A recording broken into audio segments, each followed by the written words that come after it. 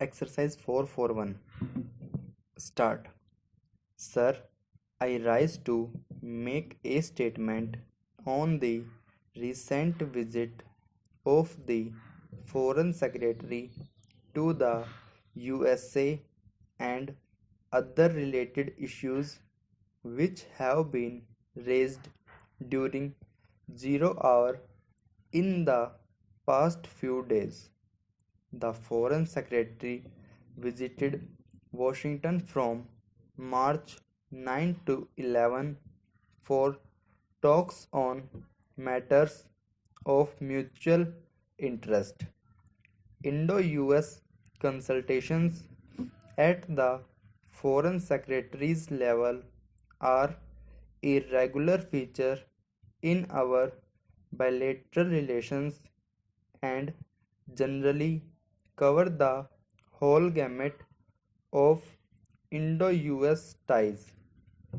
Honorable members have in the past few days raised a number of pertinent issues relating to Indo-US relations. I would now like to address some of them specifically. Honorable members made reference to the so-called Pentagon paper, extracts of which appeared in the US press on March 8, 2002. The paper is actually a draft which outlines USA's perceptions and strategies in relation to the entire world. The report is not a specific position paper on India or Pakistan. The Foreign Secretary was instructed to immediately take up the negative references to India. In his meetings with the Deputy Secretary and the Under Secretary of Defense, the Foreign Secretary conveyed our serious concern on the above.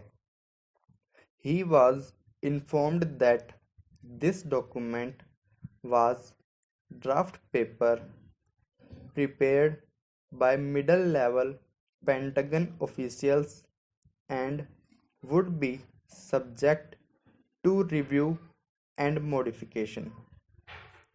India's concerns have been noted by the US and modifications would be made to take them into account. The Foreign Secretary was categorically told that there was no perception at US policy making levels which reflected the negative references to India contained in the Pentagon paper. Officials of both the State Department and the National Security Council, with whom the Foreign Secretary raised India's concerns, informed him that the paper does not reflect the position of the US on various issues dealt with and that it is subject to further review.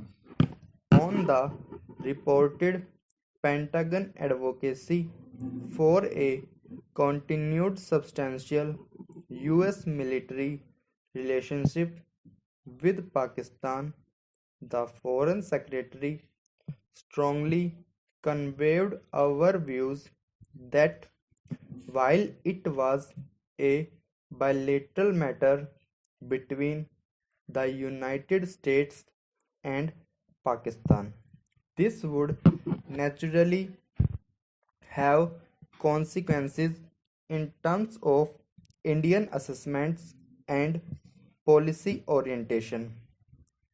I would now like to take up the issue of India's position regarding the Non-Proliferation Treaty. There have been some misleading reports that have appeared in the press that India would sign the NPT. I would like to make a clear distinction between India's position on the NPT and her position in nuclear non-proliferation. India has always been against the proliferation of nuclear weapons, and her record in this regard is second to none. Speaking at the Security Council on January 31st, 2002, the Prime Minister had set out India's views in this regard. He recalled the action plan for disarmament put forward at the third special session on disarmament in 1998 by the late Prime Minister Rajiv Gandhi, which sought to eliminate all weapons of mass destruction in stages, eventually leading to a nuclear weapon free and non violent world. The Prime Minister, in fact, at the meeting which I have mentioned, advocated advancing this time frame to the year 2000.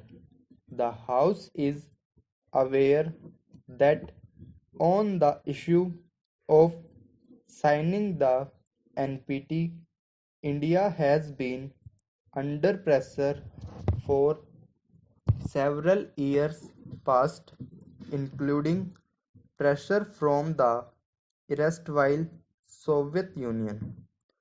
We have consistently taken a principled stand to the effect that while the treaty is discriminatory, what is needed is total and complete nuclear disarmament brought about by balanced, simultaneous, comprehensive, and time-bound measures on the lines advocated by India's action plan presented at the third special session of the UN on disarmament in 1998.